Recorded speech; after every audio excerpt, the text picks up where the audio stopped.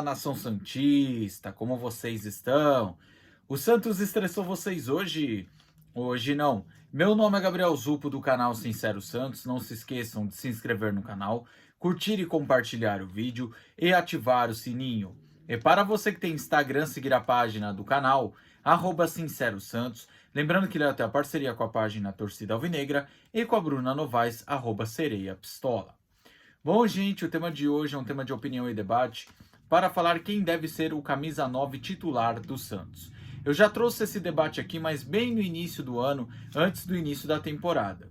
Então vou pegar com base o que eu falei naquele vídeo e o que está acontecendo hoje. Que como começou a temporada, mudou alguns cenários aqui na Vila Belmiro. Então o que eu posso dizer? Apareceu mais um jogador no cenário e também tem a questão desse início de temporada de William, Furt e também de Morelos. Então vou começar com o jogador que apareceu no cenário e pode chegar a entrar nessa briga, que é o Enzo Monteiro. O Enzo Monteiro, que foi um dos poucos destaques da Copinha do Santos, é um jogador que vem agradando na base e a torcida já pede ele no elenco principal. Essa questão do Enzo Monteiro que eu tenho para falar para vocês. É um jogador que realmente tem um grande potencial aí pela frente. É um jogador que tem muito a agregar no Santos no futuro. Só que assim, hoje, e até acho que nesse ano, eu vejo o Enzo Monteiro não sendo o titular. E nem disputando a vaga para ser o titular. Pode ser que ele suba para o profissional e jogue muita bola, como foi o Neymar quando subiu, como foi o Ganso, como foi o Rodrigo. Então, se ele não for um caso assim bem fora da curva, é um jogador que vai ter que passar ainda por uma lapidação e uma maturação de uma forma correta. Caso contrário, se não acontecer esse caso fora da curva, eu não vejo o Enzo Monteiro sendo titular ou brigando para ser titular. Mas eu quero deixar aqui bem claro que ele tem que participar do elenco principal, entrar nos jogos, ainda mais jogos assim que não tem tanta importância, ou jogos que já estão decididos, tipo, deu 35 do segundo tempo, tá 3-0 para o Santos. Eu estou dando um exemplo.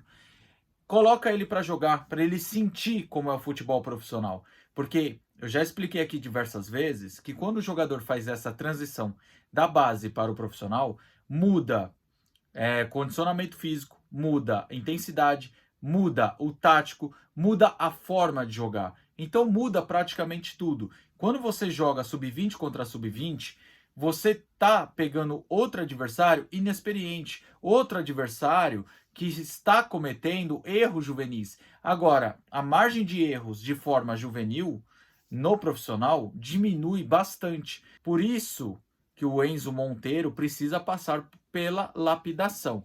Então eu só quis trazer o exemplo do Enzo Monteiro, que eu sei que teria muita gente dando essa opinião, sei que teria muita gente me perguntando o que eu acho. Então o Enzo Monteiro é o seguinte, é um garoto promissor e no futuro pode ajudar o Santos, mas esse ano é um ano de lapidação do garoto. Então ele tem que ser colocado aos poucos. Titular? Ainda não. Agora vamos para os três jogadores que o Santos tinha no início da temporada e ainda mantém no seu elenco.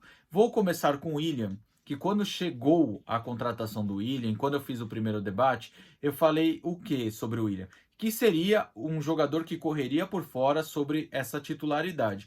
Por mais que o Carille tenha insistido nele nas últimas rodadas, o William não vem jogando bem, o William vem devendo futebol. Eu até falei que o William poderia ser um bom reforço pela questão da sua polivalência lá na frente, mas a idade avançada me faz ver ele um bom reforço para elenco, não para ser o titular. O William, que para mim entrou bem contra o Botafogo de Ribeirão Preto, fez uma partida razoável contra o Mirassol, e ainda digo razoável porque ele foi oportunista na questão do gol que ele fez, e fez um bom segundo tempo no clássico contra o rival do Morumbi.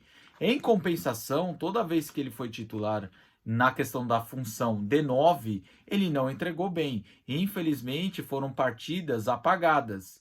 Inclusive, a última partida contra o Novo Horizontino, o William acabou jogando muito mal. Inclusive, foi uma das minhas críticas em cima do Carille, porque eu acho o Carille um ótimo treinador. Isso é uma opinião minha. Só que assim, eu não posso deixar de criticar o Carille por ter escalado o William com a camisa 10 e não ter trocado ele no intervalo.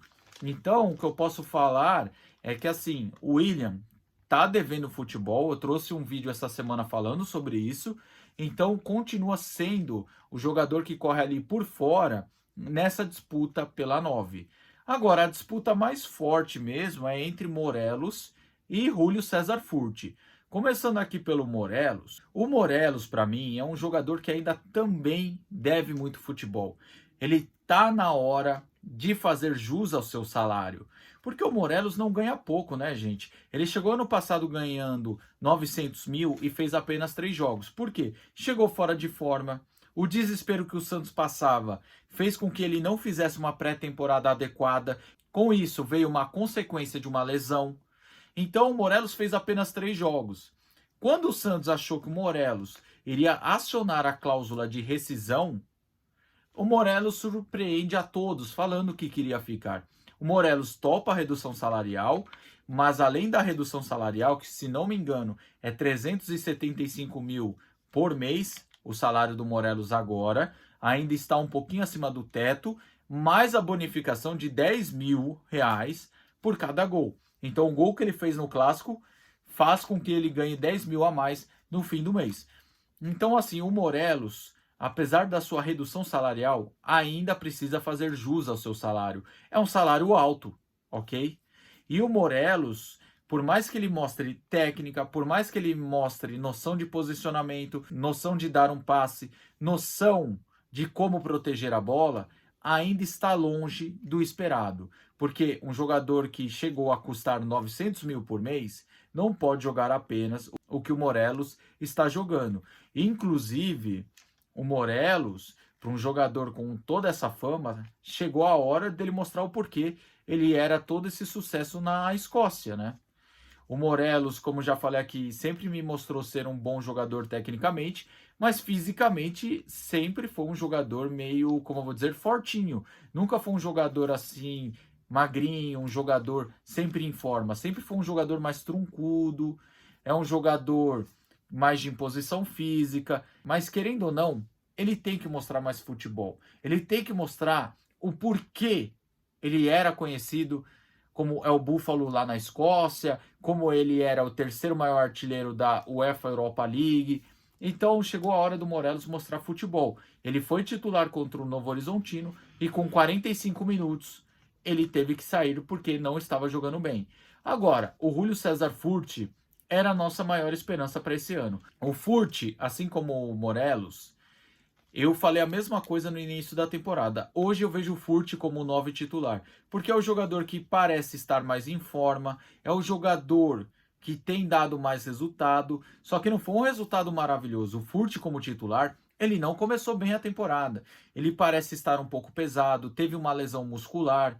Então é um jogador que esse ano o Furt não mostrou o mesmo futebol do ano passado, que entrava e era decisivo. Então o Furt, eu acredito que nesse ano ainda está um pouco abaixo, sendo que ele fez um gol contra a Ponte Preta numa partida que ele foi até que bem. Inclusive, eu já falei isso aqui, ele é um centroavante mais de área. Por mais que ele tenha qualidade para dominar uma bola, fazer uma tabela fora da área, até fazer lançamentos fora da área, ele não é um jogador de velocidade. Então não adianta o torcedor esperar que ele pegue a bola lá no meio-campo e dê uma arrancada. Inclusive, esse gol contra a Ponte Preta que ele fez, ele sai na frente da zaga da Ponte, dispara, só que a sua velocidade não é uma velocidade de ponta. Com isso, a zaga da Ponte alcança ele, ele tem que fazer a inversão de jogadas e no cruzamento da mesma jogada, ele faz o gol porque ele está no seu posicionamento correto. Então, assim, o Furt, para mim, tecnicamente, parece ser um bom jogador e um jogador que vai dar muitas alegrias ao Santos. Só que ele precisa corresponder como titular, porque quando ele entra ao decorrer do jogo, ele consegue jogar muito melhor do que como titular. Inclusive, muita gente fala que o Morelos tem que ser titular e o Furt entrar ali com 15 do segundo tempo. Mas enfim, eu no momento, eu, Gabriel, ainda mantenho a minha opinião que eu tinha no início do ano, quando eu trouxe esse debate, que para mim o titular tem que ser o Furt. E o Morelos ainda está devendo futebol, mas tem qualidade. E o William também está devendo futebol. Tem qualidade o William também, mas deve muito futebol ainda pelo jogador que é. E a questão do Enzo Monteiro que eu trouxe no início do vídeo, para mim é um jogador em lapidação. Tem que participar do elenco principal, tem que entrar em jogos decididos ou jogos menos importantes para lapidar, não para ser titular. É um ano de lapidação para o garoto Enzo, beleza? Bom, gente, o vídeo é esse aí. Se você concorda ou discorda de algo, comente aqui abaixo. Tamo junto, até a próxima e sempre Santos.